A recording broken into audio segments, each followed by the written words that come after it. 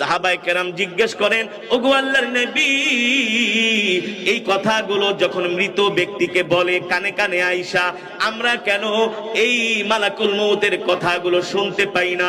আল্লাহর নবী বলেন, সাহাবীরা রে, তোমরা যদি এই কথাগুলো শুনতে পাইতা তাহলে তোমাদের খাওয়া দাওয়া, ব্যবসা বাণিজ্য, চাকরি বাকরি কিছুই করতে পারতা না।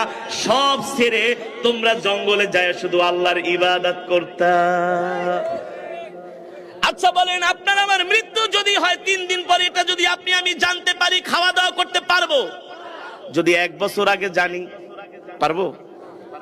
যে ব্যক্তিটা ফাঁসির ছেলে আছে, যেই ব্যক্তিটা ফাঁসির ছেলে আছে, যে কোনো সময় তার ফাঁসি কার্যকর হয়ে যাবে, ওই ব্যক্তিটাকে যখন জানায় দেওয়া হয় যে কোনো সময় তোমার গলার মধ্যে ফাঁসির রশি ঝুলতে পারে, এই কথা শোনার পরে ওই ব্যক্তি আর ঠিক মতো খাওয়া দাওয়া করতে পারে না, ঘুমাইতেও পারে না।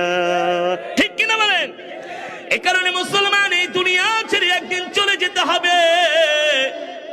আল্লাহ নবী সরকারে দো আলম বলেন, যখন একেবারে ব্যক্তির মৃত্যুর সময় হয়ে যায়, মাত্র যখন কিছু সময় বাকি থাকে, আস্তে আস্তে করে সে বিছানার মধ্যে শুয়ে পড়ে। শরীর ভালো লাগে না, শরীরের পালস গুলো কাজ করে না, শরীরের হৃৎপিণ্ড গুলো আস্তে আস্তে করে অকেজো হয়ে যায়। তার নামে যেই জান্নাতের আরশে আজিমের গাছের মধ্যে যে পাতা আছে, ওই পাতাটা একেবারে হলুদ বর্ণ হয়ে যায়, হলুদ বর্ণ হয়ে যায়।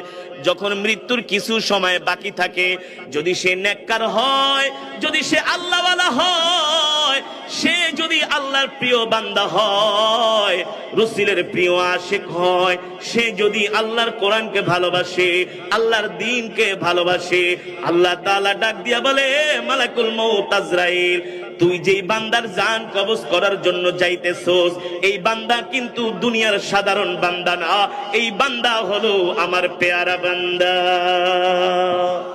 জোরে বলেন সুবহানাল্লাহ। সাবধান সাবধান, জান কবজ করতে যাবি, আমার বান্দাকে কোনো কষ্ট দিবি না। সুবহানাল্লাহ। আমরা সেই বান্দা হতে চাই কি চাই না?